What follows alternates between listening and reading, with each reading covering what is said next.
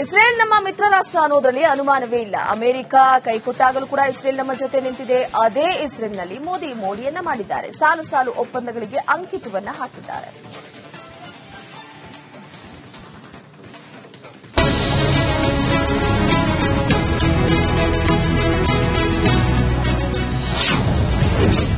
ಇಸ್ರೇಲ್ನಲ್ಲಿ ಮೋಡಿ ಮಾಡಿದ ಪ್ರಧಾನಿ ಮೋದಿ. ಎಐನಿಂದ ಯುಪಿಐವರೆಗೆ ಡೀಲ್ಗೆ ಬಿತ್ತು ಅಂಕಿತ. ಭಾರತ ಮತ್ತು ಇಸ್ರೇಲ್ ನಡುವಿನ ಸಂಬಂಧಗಳು ಹೊಸ ಮೈಲಿಗಲ್ಲು ತಲುಪಿವೆ. ಜೆರುಸಲೆಂನಲ್ಲಿ ನಡೆದ ಉನ್ನತ ಮಟ್ಟದ ಸಭೆಯಲ್ಲಿ ಪ್ರಧಾನಿ ಮೋದಿ ಇಸ್ರೇಲ್ನಲ್ಲಿ ಪ್ರಧಾನಿ ನೇತನ್ಯಾಹು ಮಹತ್ವದ ಡೀಲ್ಗೆ ಅಂಕಿತ ಹಾಕಿದ್ದಾರೆ. ಎಐ ಯುಪಿಐನಿಂದ ಹಿಡಿದು ಬಾಹ್ಯಾಕಾಶದಿಂದ ರಕ್ಷಣೆಯವರೆಗೆ ಹಲವು ಐತಿಹಾಸಿಕ ಒಪ್ಪಂದಗಳಿಗೆ ಸಹಿ ಹಾಕಲಾಗಿದೆ.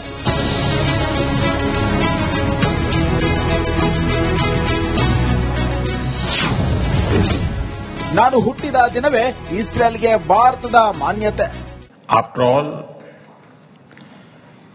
I was born on the same day that India formally recognized Israel, September 17, 1950. Gaza peace ಪ್ಲಾನ್ಗೆ ಬೆಂಬಲ ನೀಡಿದ Bharat. Humanity must never become a victim of conflict. Gaza peace plan से शांति का एक रास्ता बना है. भारत ने इन प्रयासों का पूर्ण समर्थन किया. ಇಸ್ರೇಲ್ನಲ್ಲೂ ಮೋಡಿ ಮಾಡಲಿದೆ ಭಾರತದ ಯುಪಿಐ. एआई, क्वांटम और क्रिटिकल मिनरल्स जैसे क्षेत्रों में सहयोग को नई गति मिलेगी. मुझे खुशी है कि इजरायल में यूपीआई के इस्तेमाल के लिए समझौता किया गया है. ಇಸ್ರೇಲ್ ಜೊತೆ ಮುಕ್ತ ವ್ಯಾಪಾರ ಒಪ್ಪಂದಕ್ಕೆ ಸಿದ್ಧತೆ. हमने पिछले वर्ष बायलैटरल इन्वेस्टमेंट एग्रीमेंट किया.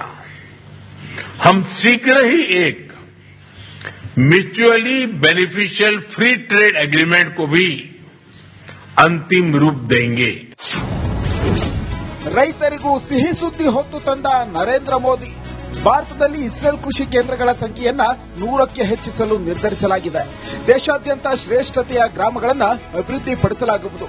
ಅಲ್ಲಿ ಇಸ್ರೇಲ್ನ ಸುಧಾರಿತ ತಂತ್ರಜ್ಞಾನವನ್ನು ಬಳಸಿ ಕೃಷಿ ಚಟುವಟಿಕೆಗಳನ್ನು ನಡೆಸಲು ನಿರ್ಧರಿಸಲಾಗಿದೆ. News desk, republic Kannada.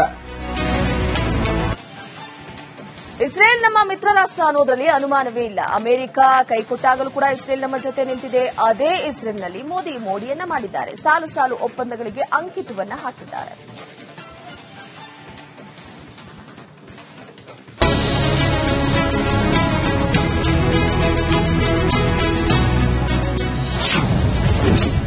ಇಸ್ರೇಲ್ನಲ್ಲಿ ಮೋಡಿ ಮಾಡಿದ ಪ್ರಧಾನಿ ಮೋದಿ. ಎಐನಿಂದ ಯುಪಿಐವರೆಗೆ ಡೀಲ್ಗೆ ಬಿತ್ತು ಅಂಕಿತ. ಭಾರತ ಮತ್ತು ಇಸ್ರೇಲ್ ನಡುವಿನ ಸಂಬಂಧಗಳು ಹೊಸ ಮೈಲಿಗಲ್ಲು ತಲುಪಿವೆ. ಜೆರುಸಲೆಂನಲ್ಲಿ ನಡೆದ ಉನ್ನತ ಮಟ್ಟದ ಸಭೆಯಲ್ಲಿ ಪ್ರಧಾನಿ ಮೋದಿ ಇಸ್ರೇಲ್ನಲ್ಲಿ ಪ್ರಧಾನಿ ನೇತನ್ಯಾಹು ಮಹತ್ವದ ಡೀಲ್ಗೆ ಅಂಕಿತ ಹಾಕಿದ್ದಾರೆ. ಎಐ ಯುಪಿಐನಿಂದ ಹಿಡಿದು ಬಾಹ್ಯಾಕಾಶದಿಂದ ರಕ್ಷಣೆಯವರೆಗೆ ಹಲವು ಐತಿಹಾಸಿಕ ಒಪ್ಪಂದಗಳಿಗೆ ಸಹಿ ಹಾಕಲಾಗಿದೆ.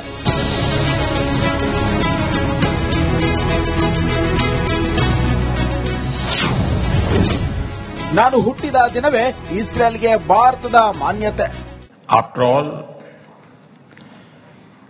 I was born on the same day that India formally recognized Israel, September 17, 1950. Gaza peace ಪ್ಲಾನ್ಗೆ ಬೆಂಬಲ ನೀಡಿದ ಭಾರತ.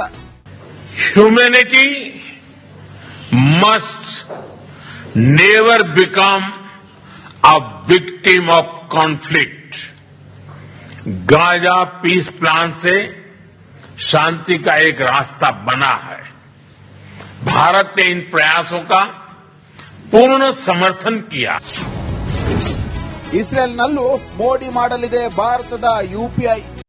एआई, क्वांटम और क्रिटिकल मिनरल्स जैसे क्षेत्रों में सहयोग को नई गति मिलेगी. मुझे खुशी है कि इजरायल में यूपीआई के इस्तेमाल के लिए समझौता किया गया है। ಇಸ್ರೇಲ್ ಜೊತೆ ಮುಕ್ತ ವ್ಯಾಪಾರ ಒಪ್ಪಂದಕ್ಕೆ ಸಿದ್ಧತೆ। हमने पिछले वर्ष बायलैटरल इन्वेस्टमेंट एग्रीमेंट किया। हम शीघ्र ही एक mutually beneficial free trade agreement को भी अंतिम रूप देंगे। ರೈತರಿಗೂ ಸಿಹಿ ಸುದ್ದಿ ಹೊತ್ತು ತಂದ ನರೇಂದ್ರ ಮೋದಿ, ಭಾರತದಲ್ಲಿ ಇಸ್ರೇಲ್ ಕೃಷಿ ಕೇಂದ್ರಗಳ ಸಂಖ್ಯೆಯನ್ನ 100ಕ್ಕೆ ಹೆಚ್ಚಿಸಲು ನಿರ್ಧರಿಸಲಾಗಿದೆ। ದೇಶಾದ್ಯಂತ ಶ್ರೇಷ್ಠತೆಯ ಗ್ರಾಮಗಳನ್ನು ಅಭಿವೃದ್ಧಿಪಡಿಸಲಾಗುವುದು।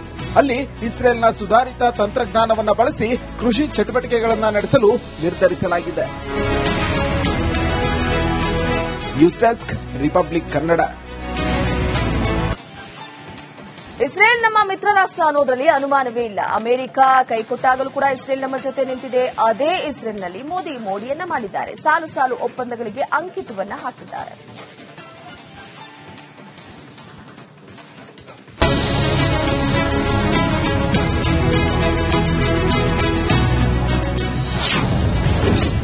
ಇಸ್ರೇಲ್ನಲ್ಲಿ ಮೋಡಿ ಮಾಡಿದ ಪ್ರಧಾನಿ ಮೋದಿ, ಎಐನಿಂದ ಯುಪಿಐವರೆಗೆ ಡೀಲ್ಗೆ ಬಿತ್ತು ಅಂಕಿತ। ಭಾರತ ಮತ್ತು ಇಸ್ರೇಲ್ ನಡುವಿನ ಸಂಬಂಧಗಳು ಹೊಸ ಮೈಲಿಗಲ್ಲು ತಲುಪಿವೆ। ಜೆರುಸಲೆಂನಲ್ಲಿ ನಡೆದ ಉನ್ನತ ಮಟ್ಟದ ಸಭೆಯಲ್ಲಿ ಪ್ರಧಾನಿ ಮೋದಿ ಇಸ್ರೇಲ್ನಲ್ಲಿ ಪ್ರಧಾನಿ ನೇತನ್ಯಾಹು ಮಹತ್ವದ ಡೀಲ್ಗೆ ಅಂಕಿತ ಹಾಕಿದ್ದಾರೆ। ಎಐ ಯುಪಿಐನಿಂದ ಹಿಡಿದು ಬಾಹ್ಯಾಕಾಶದಿಂದ ರಕ್ಷಣೆವರೆಗೆ ಹಲವು ಐತಿಹಾಸಿಕ ಒಪ್ಪಂದಗಳಿಗೆ ಸಹಿ ಹಾಕಲಾಗಿದೆ।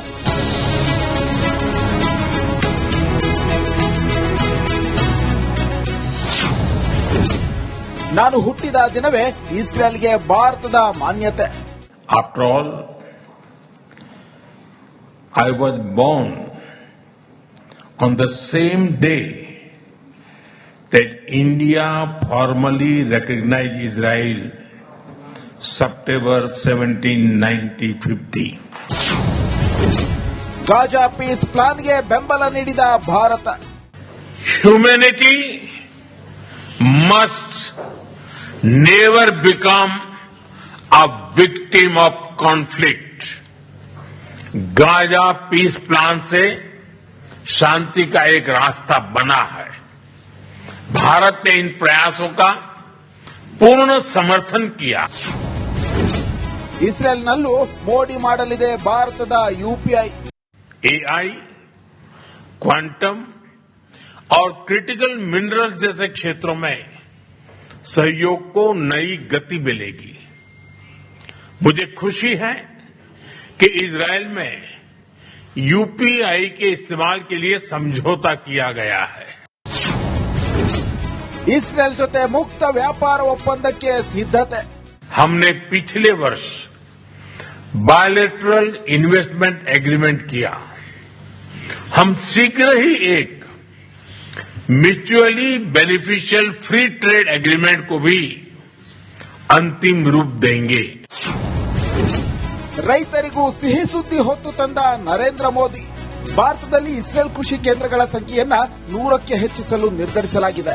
ದೇಶಾದ್ಯಂತ ಶ್ರೇಷ್ಠತೆಯ ಗ್ರಾಮಗಳನ್ನು ಅಭಿವೃದ್ಧಿಪಡಿಸಲಾಗುವುದು। ಅಲ್ಲಿ ಇಸ್ರೇಲ್ನ ಸುಧಾರಿತ ತಂತ್ರಜ್ಞಾನವನ್ನು ಬಳಸಿ ಕೃಷಿ ಚಟುವಟಿಕೆಗಳನ್ನು ನಡೆಸಲು ನಿರ್ಧರಿಸಲಾಗಿದೆ। News desk, republic Kannada.